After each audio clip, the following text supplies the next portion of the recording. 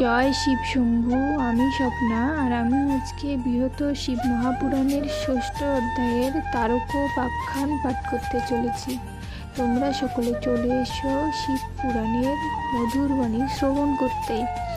আজকের শ্লোক হলো, তার পুত্র মহাময় মাইনামপি মহক সর্বদেব জয়ম কূর্তম তপস্তেতে সুদারুণম। শ্লোকটির অনুবাদ হলো, নৈমিষ কাননবাসী ঋষিগণ যত সুত প্রতি কহিলেন, হে অনঘ সুত, তব মুখে পুণ্যকথা শ্রবণে অমৃত, যতই শ্রবণ করি তৃষ্ণা বাড়ে তত। এক্ষণে ত্রিপুর জয় ও তার বিনাশ, সবিস্তারে সে কাহিনী করুন প্রকাশ।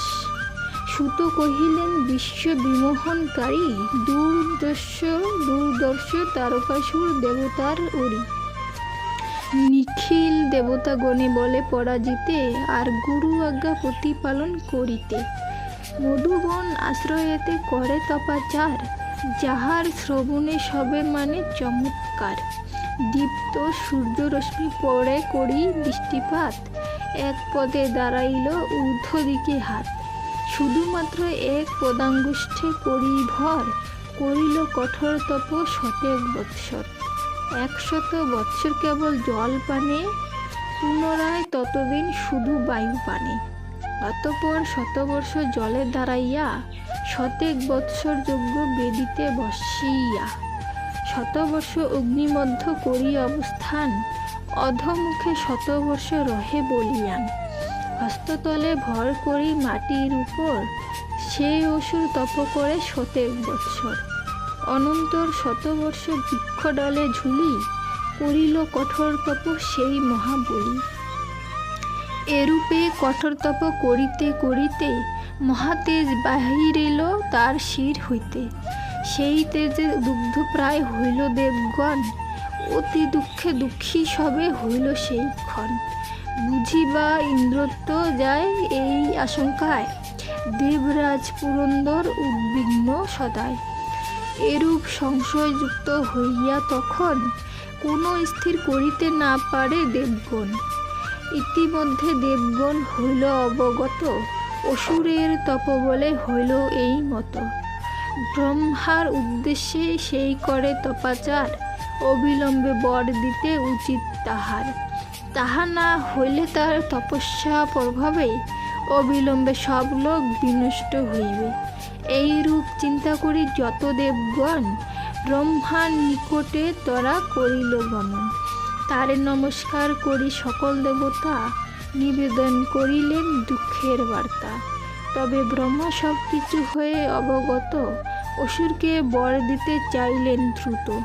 ব্রহ্মা অসুরের প্রতি কহে অতঃপরে, করিলে কঠোর তপ এতকাল ধরে। তোমাকে অদেয় কিচ্ছু নাই তো এখন, মনমত বর তাই করহ প্রার্থন। ব্রহ্মার বচনে দৈত্য করিল উত্তর, তাহা হলে দাও মোরে মাত্র 2 বর। এই ত্রিভুবন মধ্য যত লোক রয়, কেহ যেন মম সম বলি নাহি হয়। কভু যদি অস্ত্র মারে শিবের নন্দন, কেবল তাহাতে হবে আমার মরণ।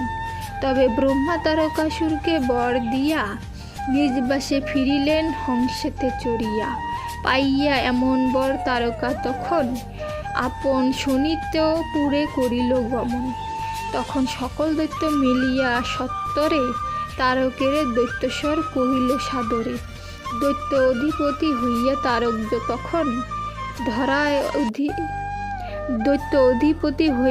তারক তখন, ধরায় একাধিপত্য করিল স্থাপন। দুরাত্মা তারকাসুর সকল জনেরে, নানাভাবে পীড়ন করিল নিরন্তরে। দেবগণ যক্ষরক্ষ গন্ধর্বাদি যত, তাহার শাসনে সবে হইল উৎপীড়িত। যেখানে শতেক রত্ন করিল দর্শন, সকলেই জোর করি করিল হরণ। অসুরের ভয়ে ভীত দেবগণ, নিজ নিজ প্রিয় বস্তু করিল অর্পণ। পুরন্দর উচ্চে শ্রবা অশ্ব দিল তারে, ধর্মরত্নময় দণ্ড দিল উপহারে। গদাসহ 9 বিধি গদাসহ নয় নিবি কুবের দানিল, বরুণ বিশুদ্ধ অশ্ব ভয়েতে অর্পিল। কামধেনু দান তারে দিলা ঋষিগণ, এরূপে অসুর পায় দান অগণন। তথাপি যেখানে যত শুভ বস্তু ছিল, সকল তারকাসুর জোর করি নিল। সূর্য ম্রিয়মাণ হইল তারে পেয়ে ভয়, তার ভয়ে চন্দ্র নিত্য হইতে উদয়। অনুকূল বায়ু সদা বহিত তথায়, এইরূপ সর্বদেব তারে ভয় পায়। দেবতাগণের হব্য অসুর তখন, জোর করি হরণ করিয়া হিষ্ট্রমন। এইরূপে সমুদয় তৈলোক্য ভুবন, তাহার আজ্ঞানুবর্তী হইল তখন। তবে পীড়নের ভয়ে দেবগণ যত, তাহার সেবায় সদা রহিল নিরত। ঋষিগণ যক্ষগণ কিমপুরুষগণ, তার আজ্ঞা বশবর্তী হইল যখন। তবে আর মনুষ্যদিগের কিবা কথা, তাহার সেবায় যুক্ত রহিল সর্বথা। তখন তারকাসুর আপনার ঘরে, যাবতীয় দেবদানে আনে জোর করে। জগতের যাহা কিছু ভালো বস্তু ছিল, সকল আনিয়া তার গৃহেতে ভরিল। এই রূপে বহুকাল হইল অতীত, দেবগণ সহসবে হইল পীড়িত।